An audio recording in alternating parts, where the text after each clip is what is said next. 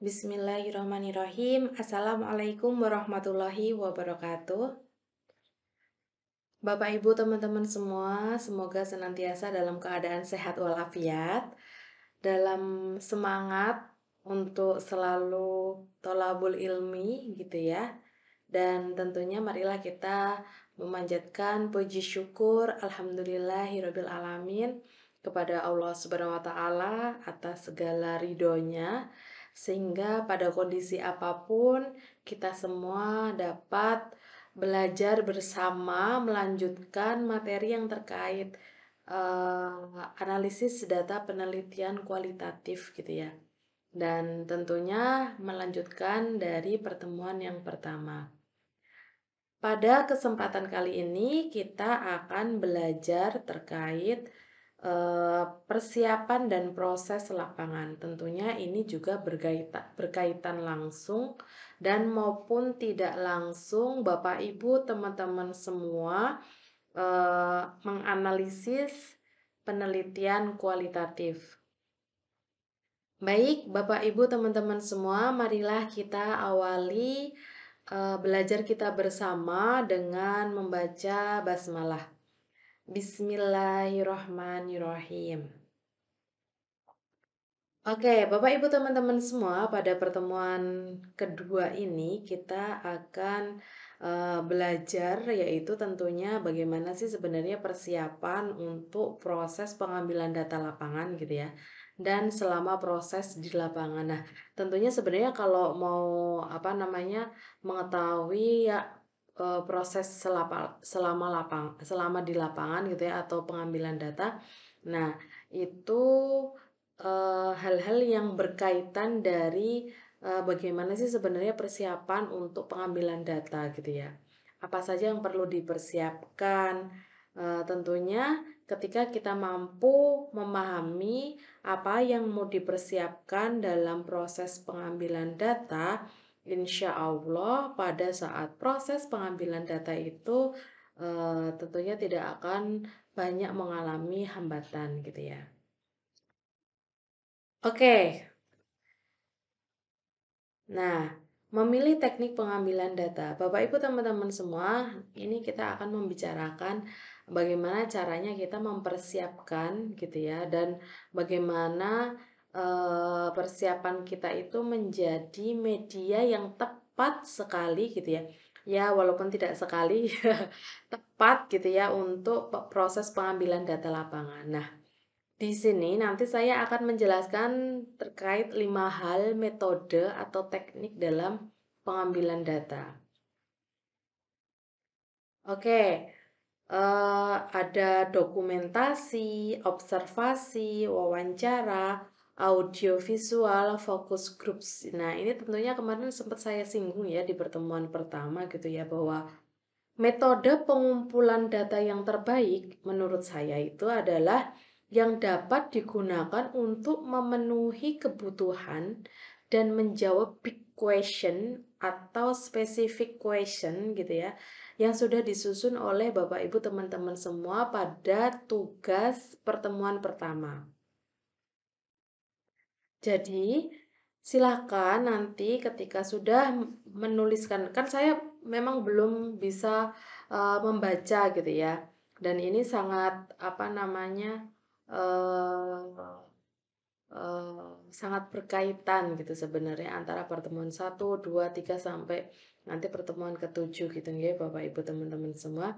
Nah, apa yang nanti Bapak Ibu teman-teman semua susun terkait dengan tema gitu ya atau spesifik tema yang ada gitu ya yang dipilih oleh Bapak Ibu dan teman-teman semua yang dijabarkan atau diturunkan ke big question dan specific question gitu ya. Itu tentunya salah satu hal yang paling penting untuk dapat menjawab itu adalah bagaimana caranya Bapak Ibu dapat menentukan atau memilih teknik pengambilan data yang tepat gitu ya. Oke, yang pertama ini terkait dengan dokumentasi. Oke, dokumentasi ini menjadi salah satu sumber informasi yang berharga bagi peneliti kualitatif dalam mengumpulkan data-data lapangan. Jadi pengambilan data melalui dokumen itu dapat dilakukan oleh kita semua, terutama kita sebagai peneliti kualitatif gitu ya, dengan cara mengamati arsip-arsip yang sudah tersimpan di dalam sebuah institusi maupun pribadi. Pribadi itu siapa? Ya, orang yang menjadi narasumber atau partisipan di dalam sebuah penelitian kualitatif yang kita konsepkan gitu ya. Jadi nanti Bapak Ibu itu di lapangan yang berkaitan dengan teknik dokumentasi itu mencermati arsip tersebut gitu ya, yang selanjutnya nanti diinterpretasikan maknanya yang terkandung di dalam sebuah substansi dari dokumentasi tersebut.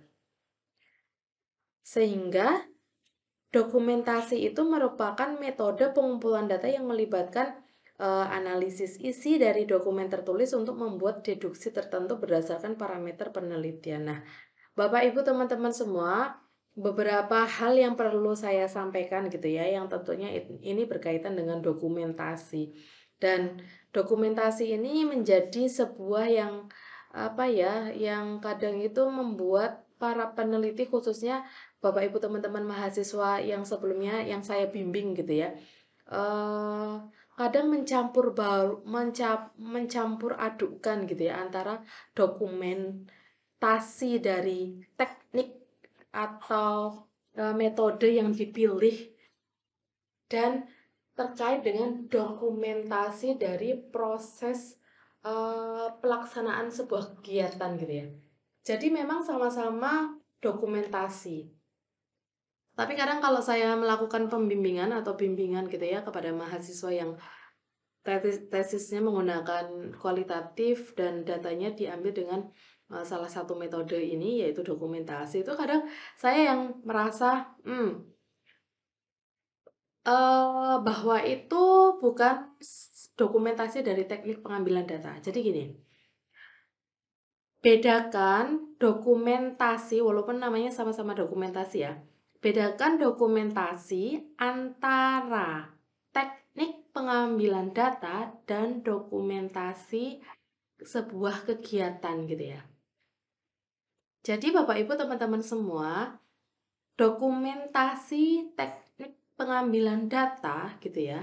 Teknik dokumentasi dalam pengambilan data, maka yang nanti akan ditampilkan oleh Bapak Ibu teman-teman semua di dalam laporan penelitian itu adalah hasil kajian dokumentasi.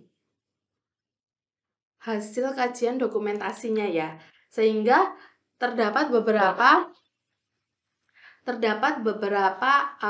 dokumen-dokumen atau arsip-arsip yang tentunya itu mendukung dari proses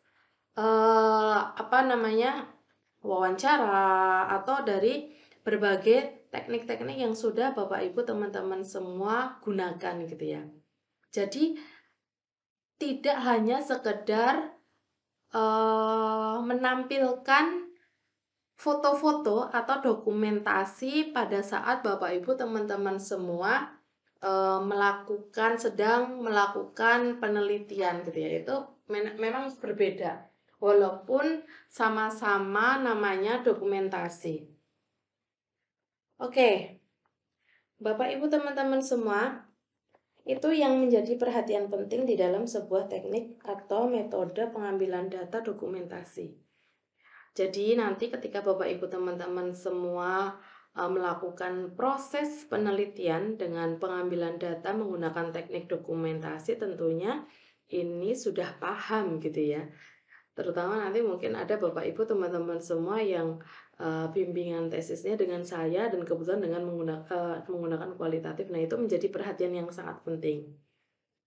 Dokumentasi bukan sekedar foto-foto kegiatan atau proses Bapak Ibu teman-teman semua saat melakukan pengambilan data, itu bukan ya, bukan. Dan itu tidak perlu ditampilkan di body text pada laporan tesis. Melainkan kalau misalnya mau ditampilkan gitu ya bahwa ini sudah melakukan penelitian loh kayak gitu. Nah, silahkan ditampilkan di lampiran. Nah, itu nggak apa-apa ya. Oke, selanjutnya adalah observasi. Nah, observasi itu Kata lainnya adalah proses pengamatan, gitu ya. Jadi teknik pengambilan data menggunakan observasi itu kita semua sebagai peneliti itu mengamati baik itu aktivitas orang yang menjadi narasumber atau partisipan kita gitu ya, atau mengamati, mengobserver kayak gitu ya, mengobservasi lingkungan gitu ya. Misalnya kalau Bapak Ibu teman-teman semua memiliki tema terkait dengan proses pembelajaran kayak gitu kan, artinya adalah Bapak Ibu teman-teman semua melakukan proses pengamatan mendalam bagaimana sih sebenarnya guru itu mampu mengelola kelas kayak gitu ya. Apakah ada persiapannya, terus apakah medianya itu menarik gitu ya, menarik siswa tentunya. Terus apa namanya, teknik yang digunakan itu apakah dapat mengembangkan pola pikir kreatif dan critical thinking-nya siswa kayak gitu, nah, dan lain sebagainya. Nah, itu tentunya Bapak Ibu teman-teman semua ketika proses observasi atau pengamatan itu bisa dilakukan secara mendalam dengan cara tidak berinteraksi dengan orang yang sedang kita apa namanya sedang kita amati gitu ya. Saya minta maaf sebentar, saya apa namanya gatal jadi batuk dulu sebentar.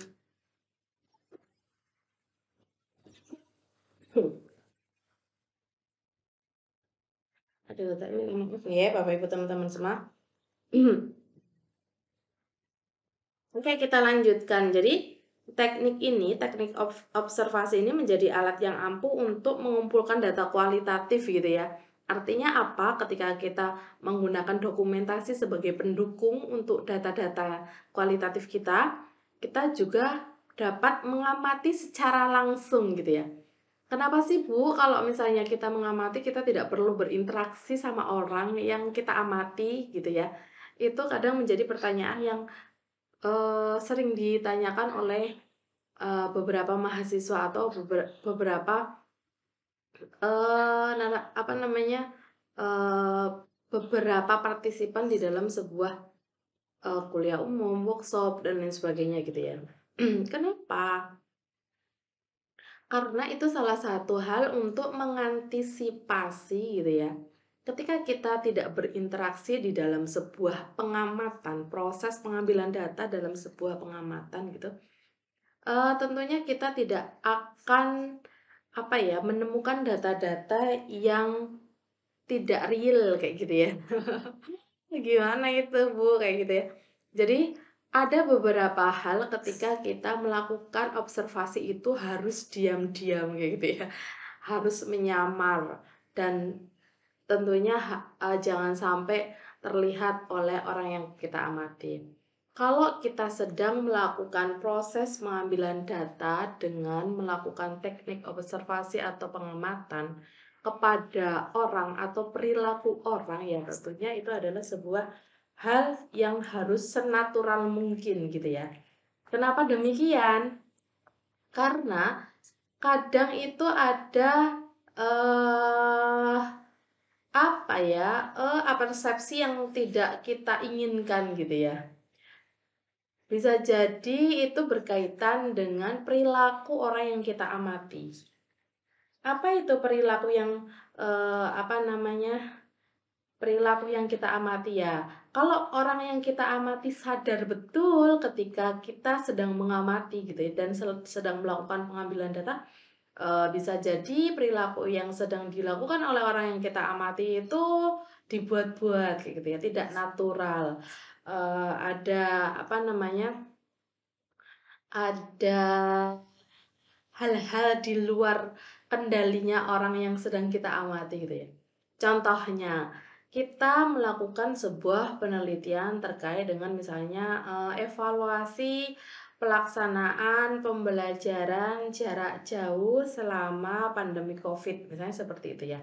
Artinya apa? Eh, kita tahu selain dari metode evaluasi yang harus kita pahami, kan banyak sekali pendekatan dari metode evaluasi, banyak sekali metode dari pendekatan evaluasi ya. Misalnya ada CIPP, CIPPO, Patrick, diskrepensi, dan lain sebagainya kayak gitu ya. Nah, salah satu dari proses pengambilan data itu mewajibkan, ya nggak mewajibkan ya, mengharuskan atau idealnya kita harus mengamati gitu ya dari proses pembelajaran. Nah, pada saat kita mengamati, nah itu tentunya jangan sampai orang yang kita amati atau guru yang sedang melakukan proses pembelajaran jarak jauh selama pandemi COVID itu tidak mengetahui kayak gitu ya. Kenapa demikian? Ya bisa jadi ketika yang bersangkutan atau informan tersebut mengetahui hal-hal yang sebenarnya tidak dilakukan mungkin bisa dilakukan gitu ya. Pertama, yang biasanya hanya diberikan tugas saja kepada siswa, tentunya mungkin karena diamati terus dibagus-baguskan kayak gitu ya.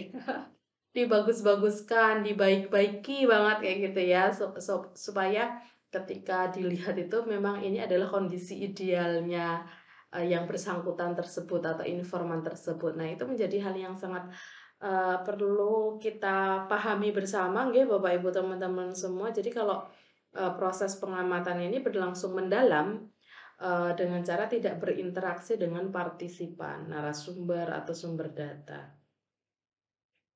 Oke.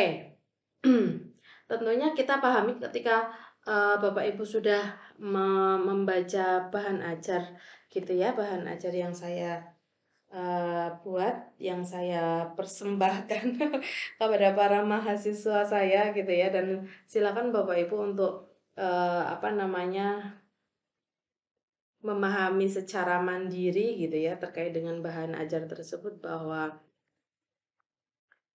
Eee, tujuan utama gitu ya, tujuan utama dari proses pengamatan atau teknik observasi itu ya tentunya kita semua sebagai para peneliti itu, apa ya,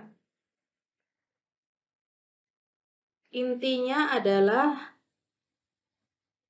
mendapatkan gambaran langsung gitu ya mengenai apa yang sebenarnya terjadi dalam sebuah praktik-praktik atau kasus-kasus atau isu-isu yang sedang kita jadikan penelitian kayak gitu ya. Nah, tentunya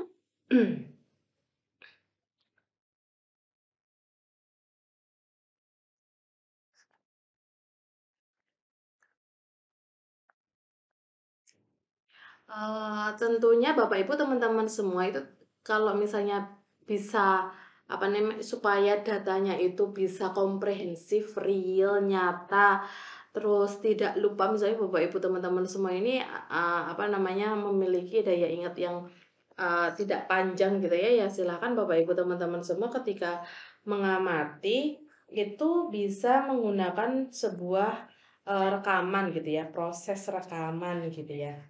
Nah,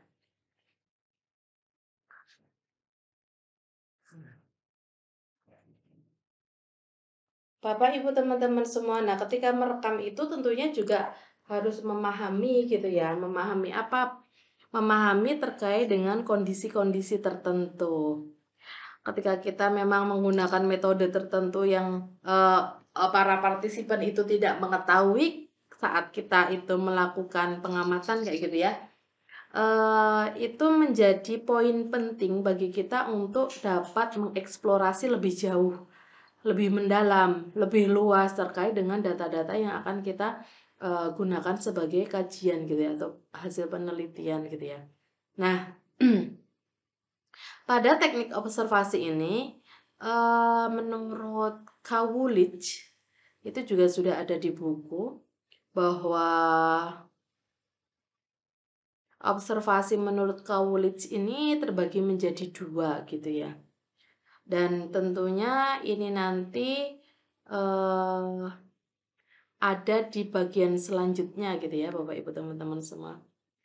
Oke, selanjutnya adalah wawancara. Nah, biasanya wawancara ini menjadi hal yang penting bagi para peneliti kualitatif.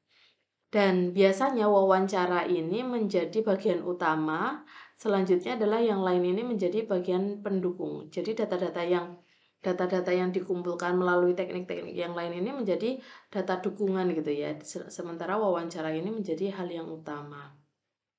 Nah, Bapak Ibu teman-teman semua pasti sudah memahami bahwa wawancara itu adalah teknik pengambilan data yang dilakukan secara face to face kayak gitu ya.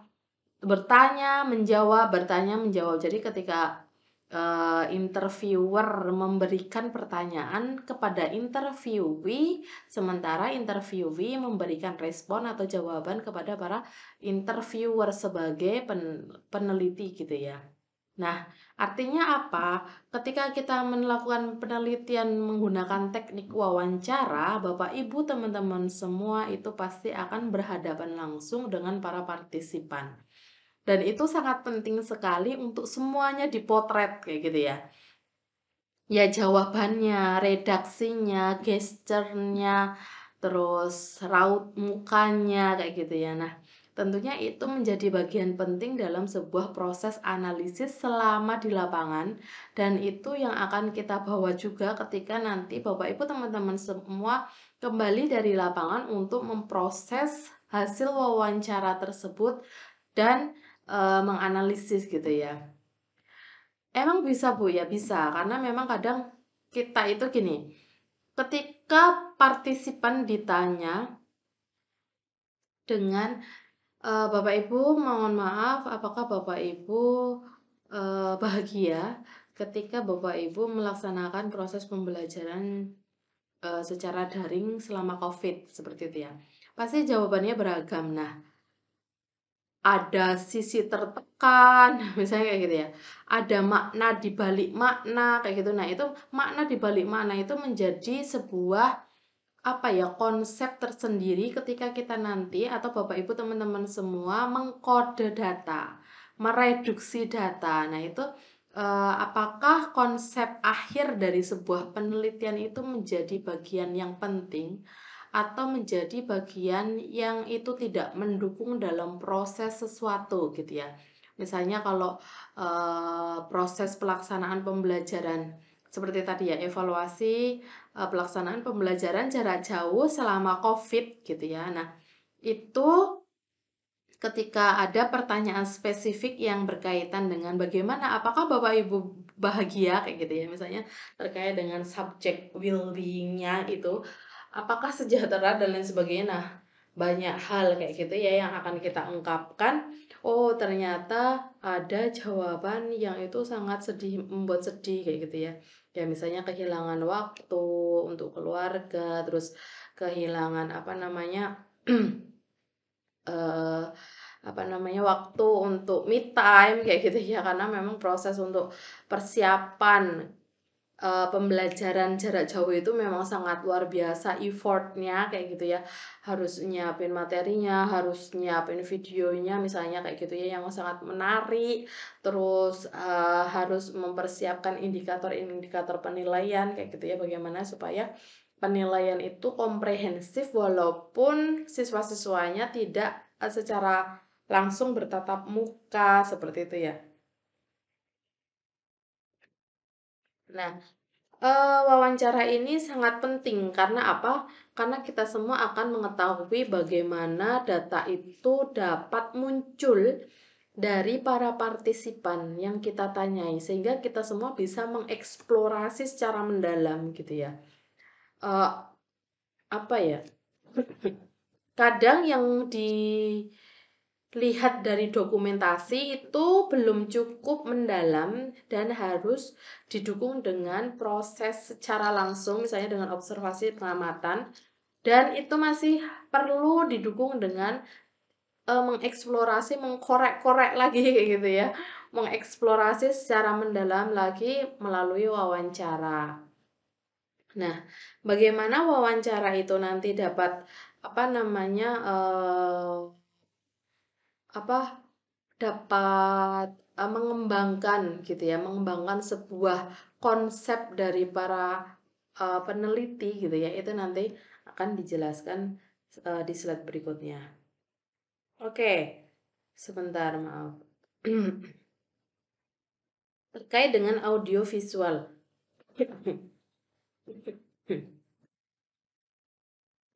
Oke, audiovisual ini tentunya formatnya berbeda ya, tidak berbentuk fisik yang seperti dokumentasi kayak gitu ya. Tetapi lebih condong pada soft file yang itu saya minta maaf.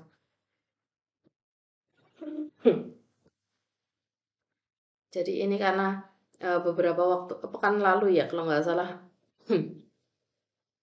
ngajar full sampai jam 5 ngajar S1, ngajar S2 gitu ya. Terus kena ini dampaknya batuk-batuk sampai sekarang masih kalau ngomong panjang gitu ya, ngomong lama itu masih terasa gatel-gatelnya gitu ya. Padahal udah diobati tapi ya qadarullah karena memang kondisinya seperti ini. Saya minta maaf nih ya Bapak Ibu teman-teman semua jika mengganggu dan terganggu. Oke, kita lanjutkan. Nah, artinya apa? Audio visual itu adalah berbentuk file gitu ya. Jadi kita sebagai peneliti itu dapat menggunakan rekaman video, terus misalnya company profile kayak gitu ya. Kalau misalnya memang jarak jauh, benar-benar lokasi yang untuk penelitian kita itu jauh banget gitu ya, yang tidak bisa kita jangkau. Nah, itu bisa menggunakan file-file tersebut. Terus menggunakan pesan-pesan elektronik sebagai bahan yang dapat digunakan untuk mengumpulkan data, terus untuk menganalisis data, untuk keabsahan data, kayak gitu ya. Nah, termasuk film-film dokumenter, terus misalnya presentasi visual dalam pembelajaran interaktif dan lain sebagainya ini juga bisa digunakan. Bisa kita analisis. Seperti yang kemarin saya diminta dari direktorat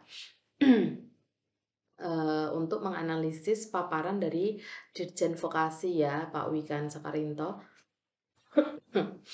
Pak Wikan terkait dengan project based learning itu seperti apa. Nah, konsepnya yang disampaikan oleh Pak Wikan itu saya diminta untuk menganalisis. Nah, itu analisis yang diminta juga menggunakan atlas. Lalu dibuat model visualisasinya itu seperti apa. Nah, salah satunya itu saya tidak perlu ketemu dengan Pak Wikan untuk wawancara kayak gitu ya. Saya bisa menggunakan data dari Pak Wikan itu ya melalui audio visual atau video bukan interaktif ya, video yang dibuat oleh Pak Wikan yang terkait dengan materi project based learning dan teaching factory kayak gitu ya. Nah, itu menjadi hal yang penting. Jadi nanti Bapak Ibu teman-teman semua kalau memang benar-benar tidak ada partisipan yang apa namanya diwawancarai, terus diamati kayak gitu ya, terus apa namanya membutuhkan dokumentasi atau arsip-arsip dari proses atau isu-isu yang sedang ditekuni dalam proses penelitian Bapak Ibu. Nah, itu tentunya menggunakan audio visual ini juga nggak apa-apa kayak gitu ya. Audio visual ini juga menjadi salah satu sumber yang tentunya nanti itu juga menjadi eh, apa pengambilan data. Nah, lalu bagaimana ketika apakah hanya audio visual? Enggak. Jadi nanti ketika lagi-lagi ketika ditanya misalnya seberapa apakah kamu tahu bahwa maaf tahu kelewatan ya. Apakah Bapak Ibu tahu bahwa apa namanya penelitian Bapak Ibu itu berkualitas hanya dengan menggunakan audio visual misalnya kayak gitu ya. Teknik pengambilan datanya kok menggunakan audio visual saja kayak gitu ya. Apakah Bapak Ibu itu memiliki kualitas yang baik ini hasil penelitiannya? Ya Pak, hasilnya bagus kayak gitu ya. Kenapa? Kualitasnya juga bagus kok Pak kayak gitu ya. Ketika kami kayak gitu atau saya ketika saya sudah melakukan penelitian gitu ya, walaupun menggunakan audio visual dan saya menganalisis paparan misalnya ya Pak Direktur atau misalnya paparan informan tersebut gitu ya melalui berbagai video-video yang sudah dibuat kayak gitu ya. Dan setelah itu, setelah saya analisis, setelah saya bahas, saya menemui beliau secara langsung dengan apa namanya triangulasi metode kayak gitu ya. Kenapa menemui beliau? Nah, saya mengkonfirmasi apakah yang disampaikan beliau melalui video gitu ya. Video tersebut dan saya analisis itu seperti ini yang sudah saya bahas gitu ya. Di sini juga hasil pembahasannya saya mendukung, apakah mendebate kayak gitu ya. Apakah yang lain? Nah, itu nanti menjadi temuan dari hasil penelitian Bapak Ibu teman-teman semua. Oke, terakhir adalah focus groups gitu ya. FGD boleh, focus groups discussion kayak gitu ya. Nah, itu merupakan pengumpulan data dengan melibatkan sekelompok partisipan. Wah, ini saya juga pengalaman ya Bapak Ibu teman-teman semua FGD ini untuk apa namanya mengambil data, mengeksplorasi. Belum lama juga ini baru akhir tahun lalu. Jadi akhir tahun 2021 karena saya mendapatkan penelitian, hibah penelitian dari LPDP ya, terkait dengan model blended learning untuk guru-guru di sekolah dasar. Nah, saat itu karena memang masih masa-masa yang apa pembatasan kayak gitu ya, akhirnya tadinya yang dijadwalkan atau direncanakan untuk proses pengambilan data dengan menggunakan wawancara secara tatap muka, akhirnya menggunakan focus groups. Nah, focus groups ini saya lakukan dengan berbantuan platform Zoom Cloud Meeting. Maaf, Google Meet. Ya, menggunakan Google Meet, saya rekam, terus saya melakukan wawancara. Nah, apa yang bisa diambil hikmahnya gitu ya. Nah, ini yang perlu saya sampaikan gitu ya dan menjadi pemahaman bersama kita gitu ya.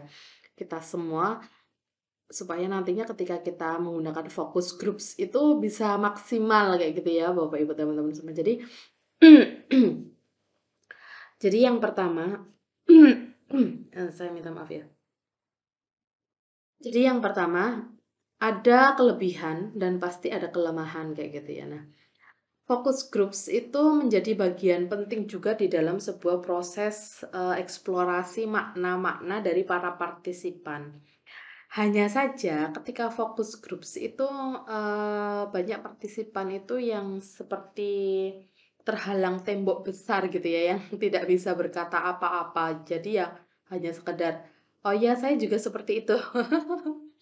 Ketika ditanya, bagaimana Bapak Ibu bisa mengembangkan proses pembelajaran menjadi pembelajaran yang menarik walaupun itu dilakukan secara separuh-separuh gitu ya, separuh tatap muka, separuh dengan menggunakan online. Nah, yang pintar ngomong nih ya Bapak Ibu teman-teman semua kan kadang kalau apa namanya orang kualitatif itu yang dicari adalah partisipan yang pintar ngomong kayak gitu ya supaya datanya banyak banyak banyak berkembang terus luas habis itu apa namanya kaya kayak gitu ya. Nah ini yang aktif ini ya langsung raise hand kayak gitu ya. Terus speak up kayak gitu. Nah, terus menyampaikan. Menurut saya bla bla bla, panjang sekali terus. Itu yang pertama. Terus ketika ditanya, "Bagaimana Ibu apakah Ibu cara-cara atau strategi Ibu yang bisa digunakan untuk mengembangkan pembelajaran secara apa namanya menarik, kreatif kayak gitu ya supaya anak itu juga apa namanya, selalu memiliki motivasi untuk belajar kayak gitu ya. Terus ya jawabannya, ya pada dasarnya saya sama seperti yang tadi disampaikan oleh, Bapak ini kayak gitu.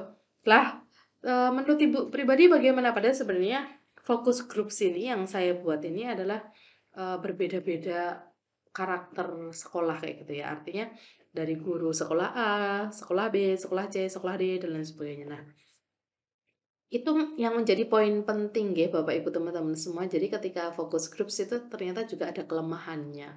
Walaupun kemudahannya itu keuntungannya itu kita tidak banyak apa namanya membuang waktu kayak gitu ya kan karena memang bisa satu. Dan itu ketika mungkin fokus grupsnya nggak melalui platform Zoom atau Google Meet atau platform lainnya dengan online kayak gitu ya.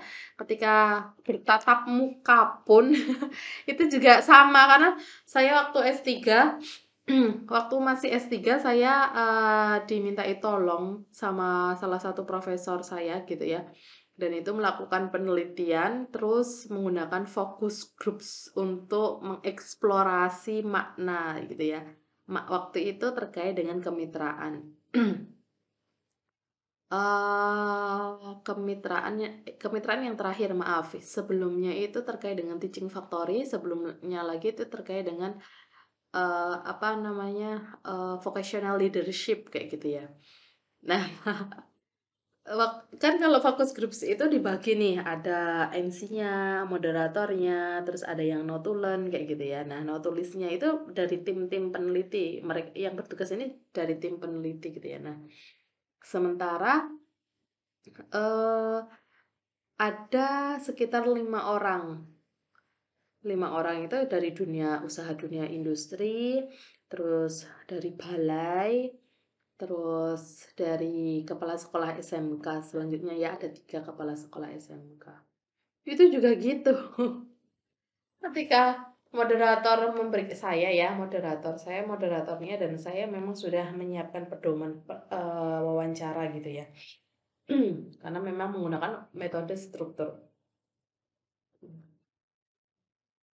Ketika apa namanya, saya menyampaikan pertanyaan gitu ya, jawabannya juga kayak gitu.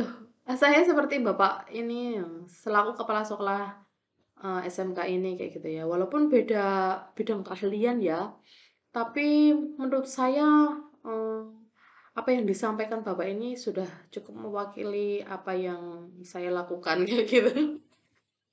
Ini jadi kacau kayak gitu ya. Jadi, sampai baru 2 kali kalau nggak salah, sampai mengulang lagi FGD lagi 2 kali kan.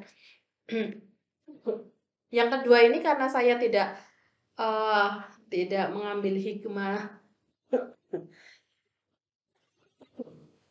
Saya minta maaf ya, Yang kedua ini karena saya tidak mengambil hikmah dari FGD-nya yang pertama itu kejadian lagi, keulang lagi walaupun lebih spesifik ya menjadi 2 orang kayak gitu ya. Nah, ternyata 2 orang juga belum bisa mengeksplorasi gitu ya. Memang kalau mau wawancara baiknya memang face to face.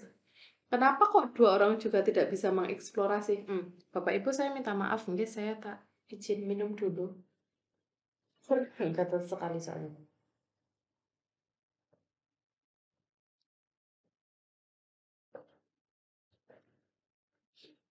Hmm.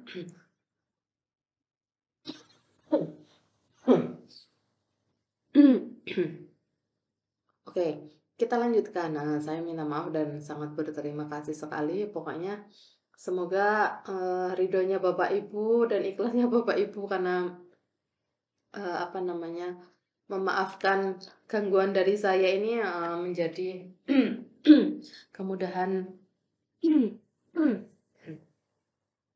menjadi kemudahan Bapak Ibu teman-teman semua untuk bisa memahami dan bisa lulus tepat waktu, lebih cepat juga lebih baik kayak gitu ya. Oke, kita lanjutkan ya Bapak Ibu teman-teman semua. Jadi kenapa 2 orang pun juga masih menurut saya itu kok tidak bisa mengeksplorasi makna lebih mendalam gitu ya. Ternyata ketika saya menanyakan, nah nanti sepertinya itu akan saya upload di YouTube juga ya wawancara ke kepala sekolah, 2 kepala sekolah itu. Ternyata memang ketika saya menanyakan gitu kan, saya menanyakannya kan gantian ya supaya tidak monoton, supaya yang satu tidak apa namanya menunggu lama kayak gitu ya, supaya bisa berinteraksi kayak gitu ya.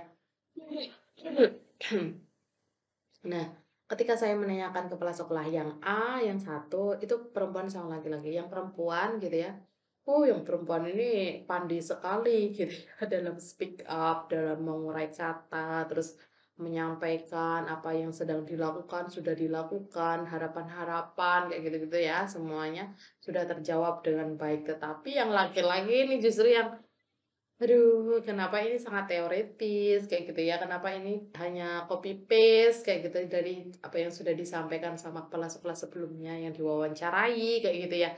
Dan ini menjadi evaluasi bagi saya. Jadi ketika memang mau wawancara itu memang lebih baiknya adalah face to face kayak gitu.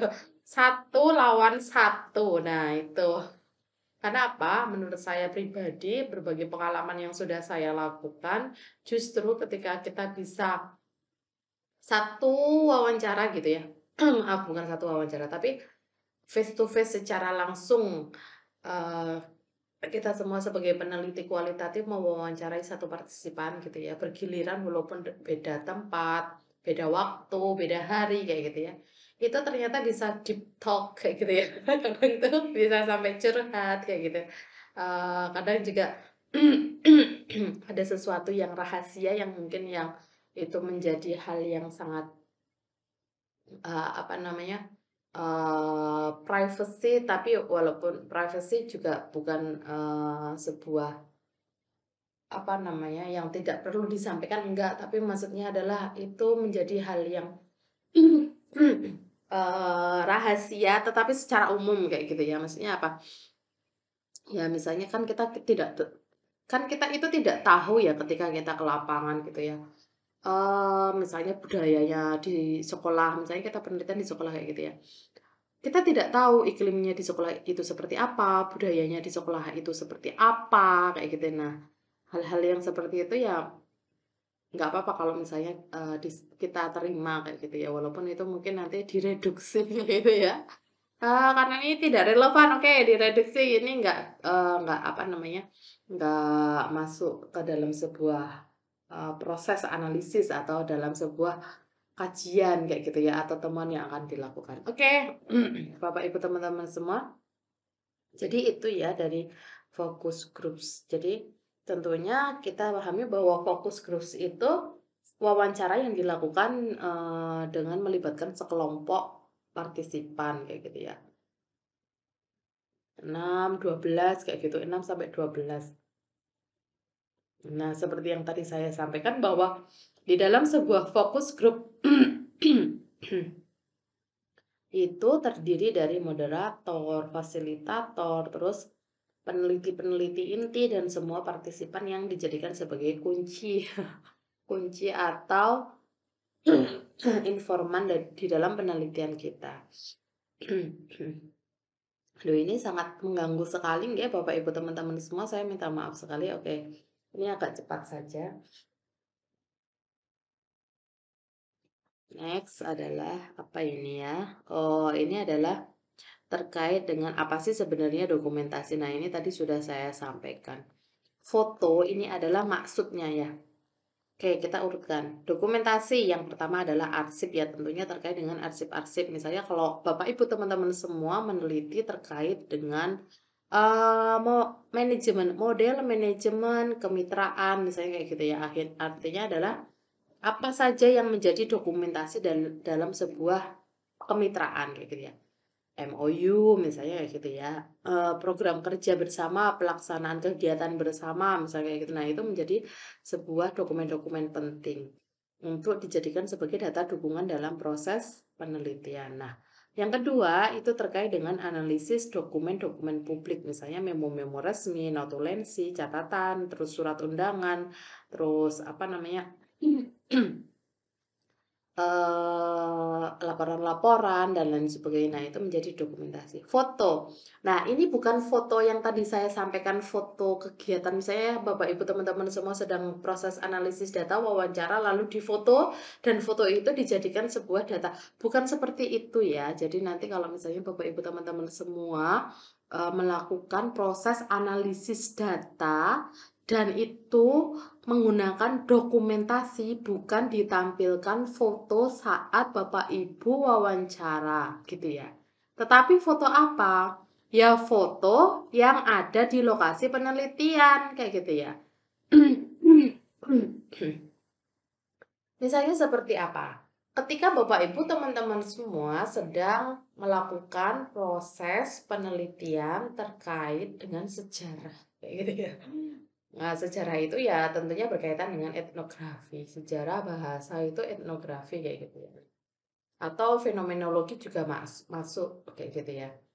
Atau mau ke grounded teori itu mengkonstruksi teori itu juga masuk.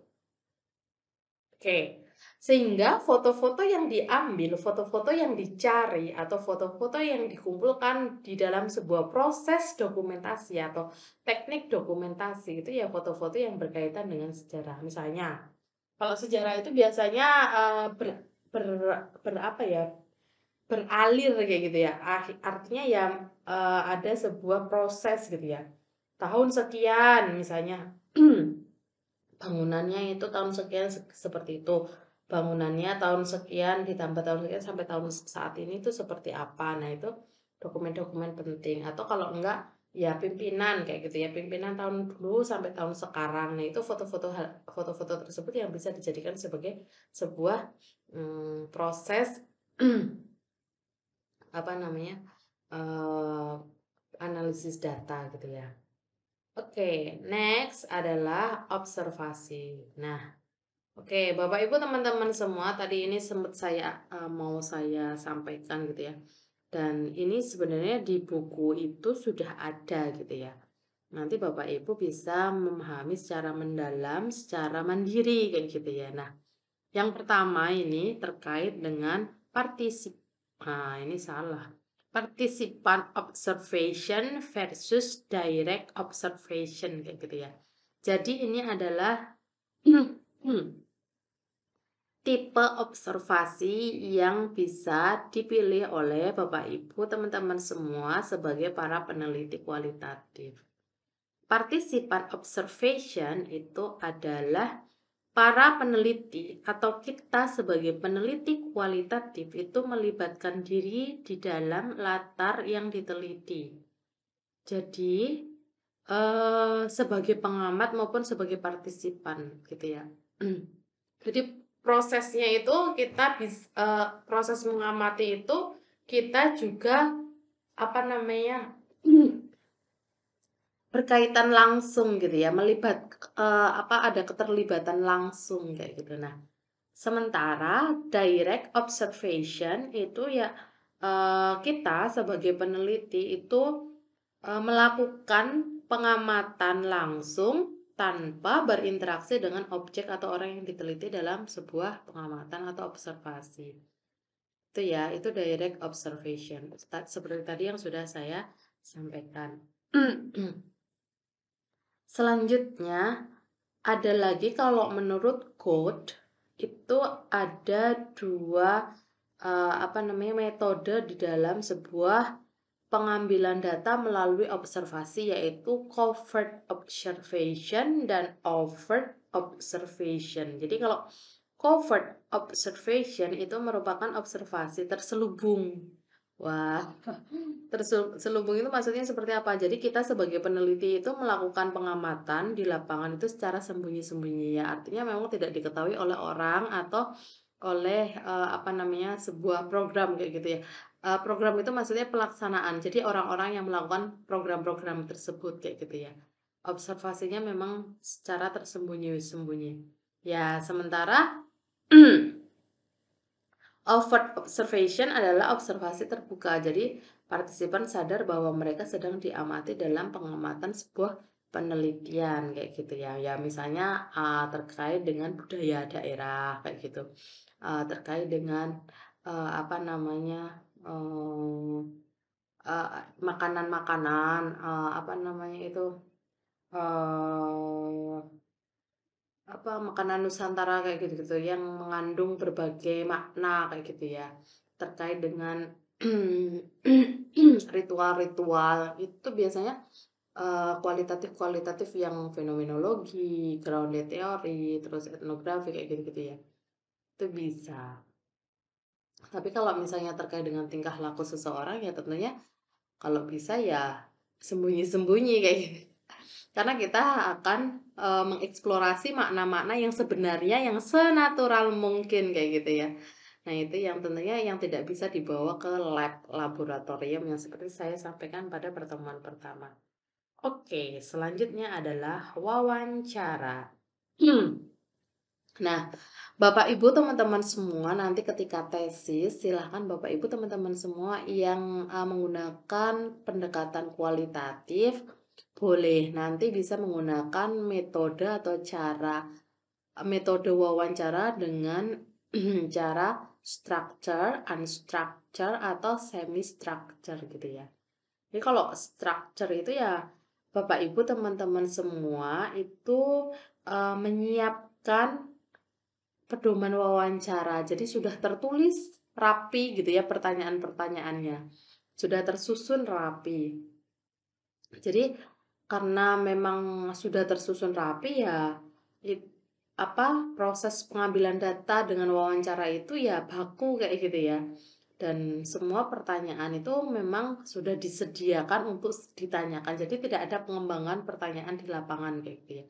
Saat wawancara tidak ada pengembangan pertanyaan. Bagaimana dengan unstructured? Ini ya. Unstructured itu ya ketika wawancara itu berlangsung dengan partisipan dan itu menggunakan pertanyaan yang apa ya, apa adanya kayak gitu ya. Jadi kita sebagai peneliti itu melakukan pengambilan data dengan cara melakukan percakapan biasa, nggak baku, nggak kaku kayak gitu ya, mengalir aja kayak gitu. Jadi pertanyaan-pertanyaan penelitian itu akan berkembang sesuai dengan kebutuhan kita sebagai peneliti. Itu yang kita mengembangkan sendiri kayak gitu ya, pertanyaan-pertanyaan pada saat proses pengambilan data menggunakan wawancara. Dan jenis wawancara dengan metode unstructured atau cara unstructured ini ya tentunya relatif tidak memiliki struktur kayak gitu ya, karena unstructured kayak gitu ya.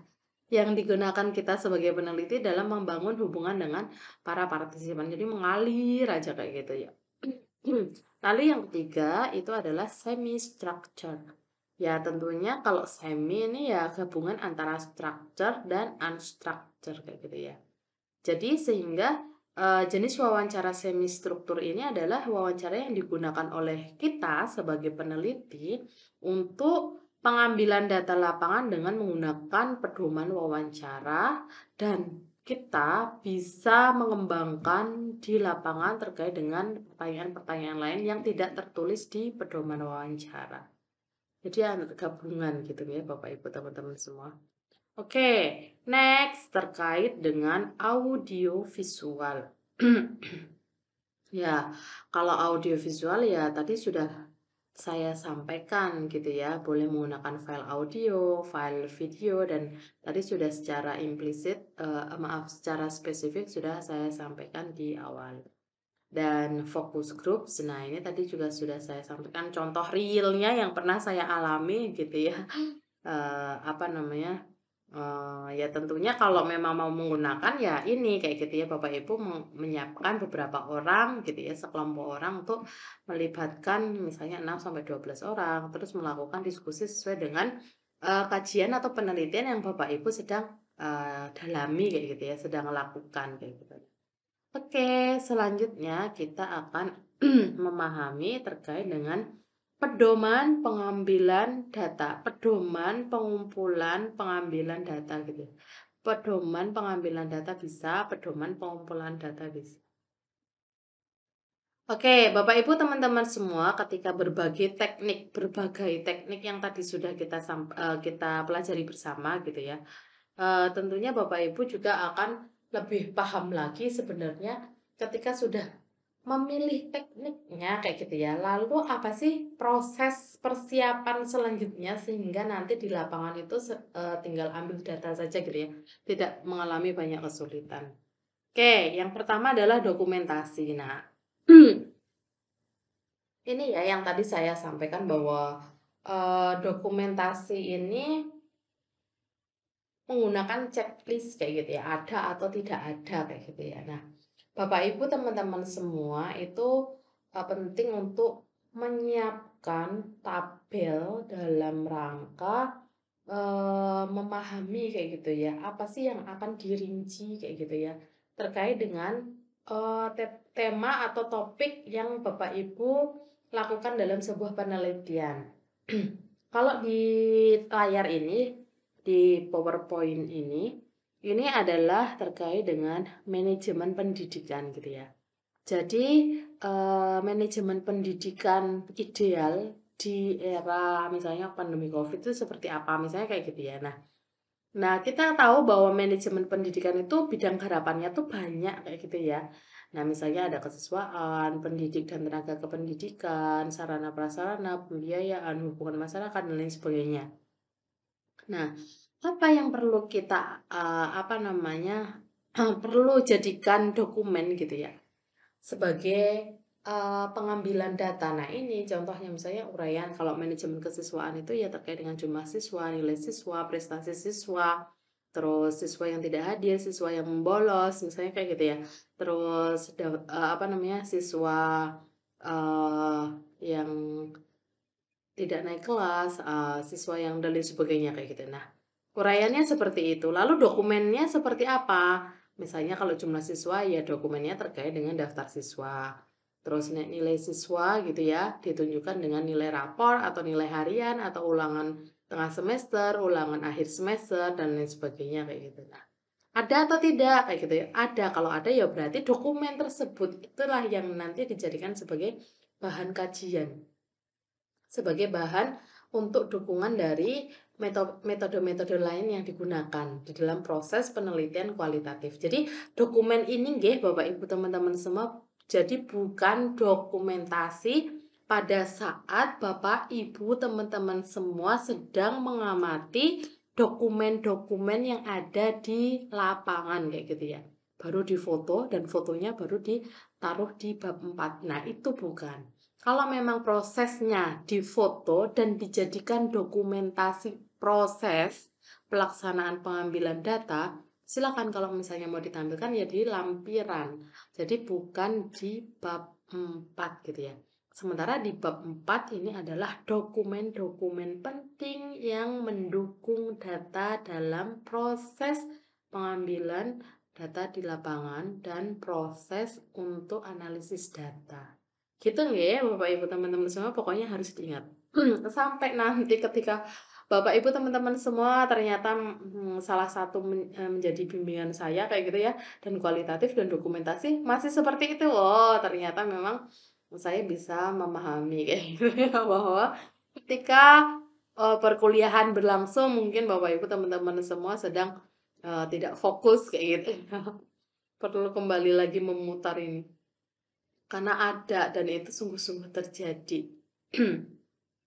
Sekarang sudah lulus, sudah yudisium, itu gimana Bu cara buat pedoman dokumentasinya tuh seperti apa Bu? Kayak gitu loh. Kuliah enggak kemarin tuh. Dan di situ saya merasa gagal. Saya merasa gagal menjadi seorang yang memberikan materi kepada para mahasiswa saya kayak gitu ya. Ketika diminta untuk, ayo Mas, sekarang silakan untuk membuat pedomannya semua. Setelah itu nanti saya cek dan silakan untuk proses di lapangan pengambilan data ya. Bu, pedoman wawancara itu seperti apa Bu? Lah, pedoman dokumentasi? Lah, saya cuma gitu, lah, terus pedoman observasi gimana Bu formatnya? Lah, saya udah kayak gitu. Padahal sebenarnya ini nanti juga menjadi poin penting bagi Bapak Ibu teman-teman semua untuk tugas kayak gitu ya. Jadi proses yang akan dilalui kayak gitu itu salah satunya adalah ini membuat pedoman kayak gitu ya. Oke, next itu adalah pedoman observasi. Nah, ini adalah protokol observasi. Kalau sebenarnya nanti kalau misalnya ada kata protokol, ada kata pedoman, terus ada apa lagi ya? Itu sama saja nggih Bapak Ibu teman-teman semua. Kalau di kualitatif itu tidak menggunakan kata instrumen. Begitu juga responden, itu enggak. Berbeda ya. Kalau itu miliknya kuantitatif. Maknanya seperti apa kayak gitu ya, itu sebenarnya ada di metodologi penelitian. Sementara kalau protokol, pedoman ini sebenarnya hal yang sama gitu ya. Kalau protokol itu biasa disebut oleh Robert Kayin kayak gitu ya, di dalam studi kasusnya si Yin itu. Sementara kalau pedoman itu bukan miliknya, tapi biasa di apa namanya digaungkan gitu ya oleh si Creswell, Miss Haberman dan lain sebagainya. Ini adalah pedoman atau protokol observasi. Jadi bukan instrumen observasi, bukan ya. Nah, nanti Bapak Ibu teman-teman semua bisa menuliskan deskripsi dari hasil observasi itu seperti apa dan refleksinya itu bagaimana kayak gitu ya, terkait dengan apa namanya yang sudah diamati, data-data yang sudah diamati itu seperti apa. Oke. Next, ini adalah wawancara. Ini karena panjang jadi ya saya minta maaf tidak bisa apa namanya memperkecil gitu, kalau nanti kecil jadi nggak bisa dibaca gitu. Nah, ini adalah protokol wawancara. Ini pendahuluan ini harus ditulis ya. Kenapa demikian? Karena memang ini menjadi kode etik dari sebuah penelitian kualitatif. Bapak Ibu teman-teman semua, memang kalau memang tidak diizinkan untuk apa namanya melakukan wawancara ya itu tidak perlu dilanjutkan kayak gitu ya.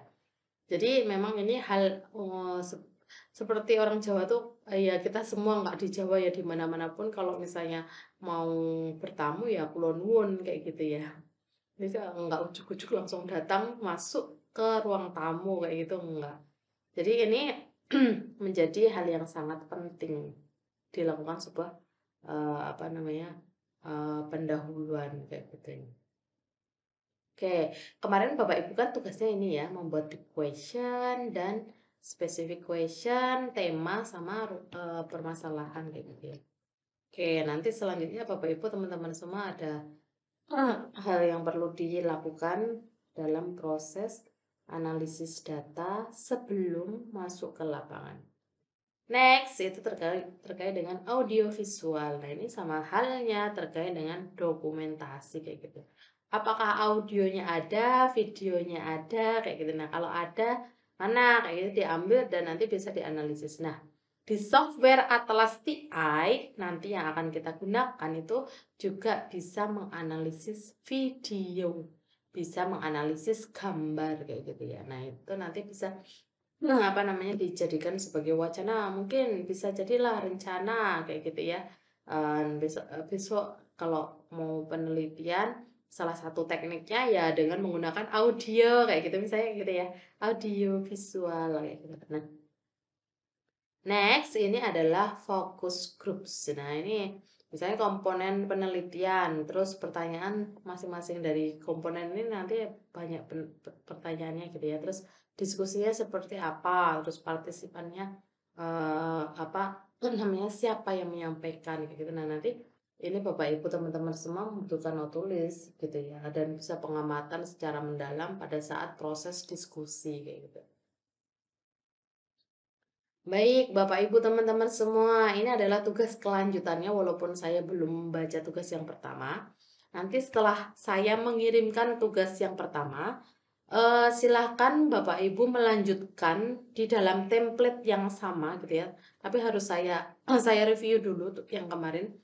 Silakan untuk memilih teknik pengambilan data lapangan yang akan digunakan dalam penelitian kualitatif atau mini research di perkuliahan kita. Satu saja kayak gitu ya, misalnya wawancara dan apa kayak gitu. Atau kalau misalnya terpaksanya wawancara saja ya silahkan kayak gitu.